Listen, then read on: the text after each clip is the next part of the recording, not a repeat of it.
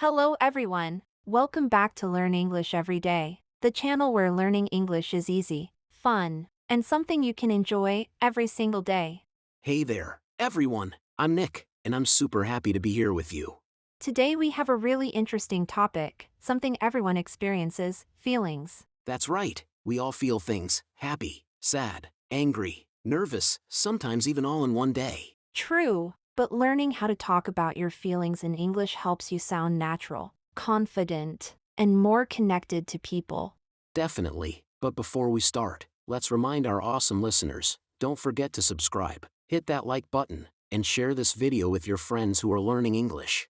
And of course, we'd love to hear from you. Tell us in the comments how you're feeling today. Okay, Nick, ready to dive in?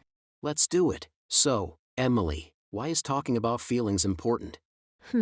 Good question. Well, when we talk about our feelings, it helps us understand ourselves and other people. It's good for our minds and our hearts. Exactly, when we share how we feel, others can support us better. Like, if you say, I'm feeling a bit sad today, your friend might say, oh no, do you want to talk about it?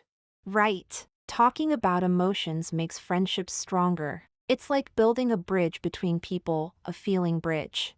I love that. Okay, let's start with some basic feeling words that every English learner should know.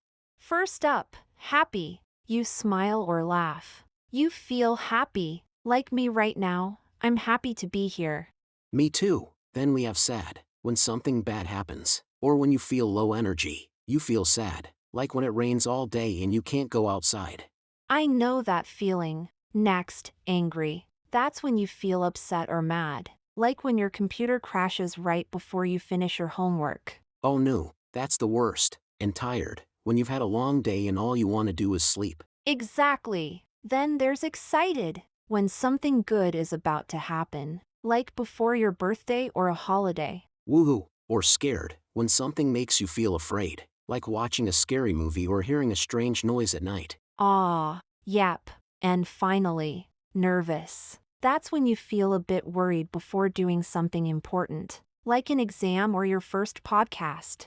I remember my first episode, I was so nervous, but look at me now, cool and confident. Quick English tip. You can say I feel happy or I am happy. Both are correct. That's right, I feel talks about emotions, but I am also works for describing how you feel. So don't stress too much, just use whichever feels easier. Let's learn a few more emotional words to make your English richer. Okay, first, frustrated, when something is difficult and not working, like when Wi-Fi keeps disconnecting. Oh, yes. Next, overwhelmed. When you have too much to do or think about, like when you have 5 tests in 1 week. Then we have anxious. This is like nervous, but stronger. For example, I'm anxious about my job interview tomorrow. Great example. Next, proud. When you or someone you care about achieves something amazing, like, I'm proud of my students. Ah, that's sweet. And lonely, when you feel alone, even if people are around. Yes, that's an important one. Then there's confident, when you believe in yourself. I feel confident about my English exam. Nice. And one more, disappointed, when something doesn't go as you hoped. Like, I'm disappointed my favorite team lost. Now, sometimes we want to say how strong a feeling is. Yes, you can say, I'm a bit sad, just a little sad, or I'm completely devastated. Very, very sad. You can also use words like really, very, totally, or extremely. For example, I'm really happy today. I'm extremely tired. See, adding these words makes your English sound more expressive. My favorite part, idioms. These are fun English expressions that talk about feelings.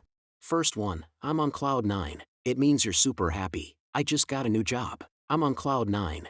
Next, I'm feeling under the weather. That means you're not feeling well. I can't go out tonight. I'm feeling under the weather. Easy and polite. Then there's walking on eggshells. It means being very careful not to upset someone. Like, my boss is angry today, so everyone's walking on eggshells.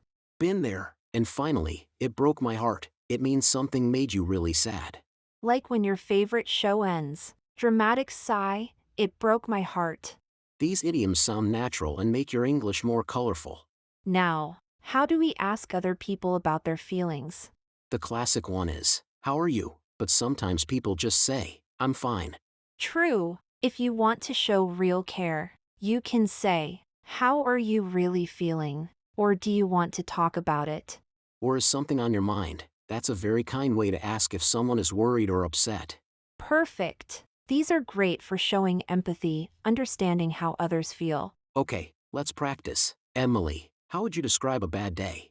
I'm feeling tired and a bit frustrated today. My internet wasn't working, and I had too much work. Oh no. Or before a trip, I'd say, "I'm so excited for my vacation. I'm on cloud 9. Nice one. And if you're sad, "It broke my heart that my team lost the match." These examples show how feelings make your English more natural and expressive. So, before we finish, let's share a few tips for our amazing learners.